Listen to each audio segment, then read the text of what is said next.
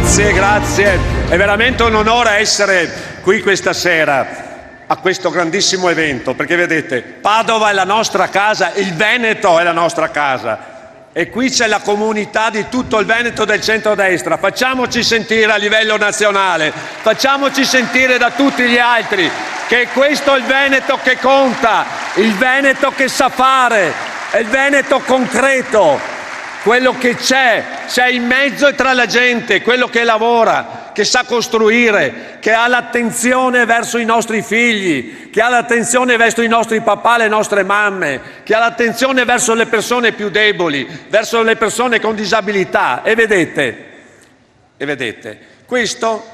è il programma di governo della Regione Veneto, Veneto una comunità, del nostro presidente Alberto Stefani, ed è quello che ha messo in primis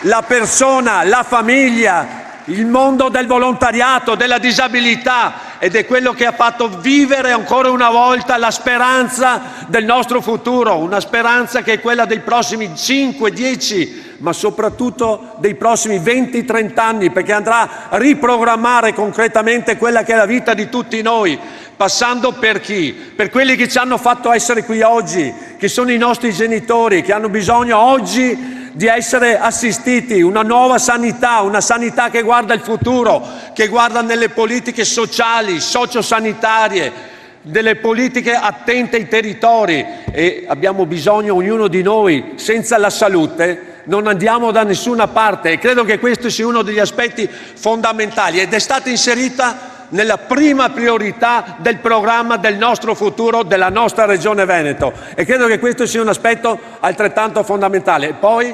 parliamo della nostra sicurezza, la sicurezza delle nostre case. Noi dobbiamo avere la certezza di essere sicuri, dobbiamo preparare un programma importante come lo è all'interno del programma del nostro Presidente per la sicurezza di ognuno di noi, delle nostre strade, delle nostre case, e credo che questo sia un altro aspetto. Per le nostre aziende, per il futuro delle nostre aziende, dobbiamo dare ai nostri artigiani,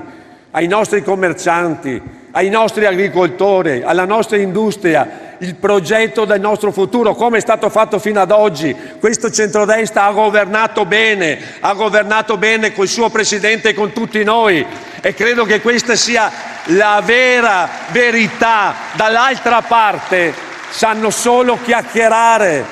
poi nella concretezza dei fatti non ci sono. Allora, vedete, il Veneto è quello che si alza alle 5 di mattina e lavora fino alla mezzanotte, all'1, è quello che sabato e domenica ancora una volta lavora, quello che costruisce, quello che guarda la realtà dei fatti, non quello che chiacchiera. Io credo che questo noi dobbiamo continuare a proporre, e ne sono certo, con Alberto Stefani Presidente, con il centrodestra, con l'Unione di Centro, con l'UDC, con tutti noi, sarà la squadra del futuro che ci porterà ancora una volta a guardare quello che sarà il prossimo, nei prossimi 20-30 anni, a guardare quello che sarà il futuro di questa regione, prima regione in Italia, prima regione in Europa, tra le prime regioni del mondo, a partire dalla sanità, dalla programmazione, dalle nostre aziende, da quello che concretamente facciamo. Io credo che questo sia l'aspetto più importante e più grande che abbiamo di fronte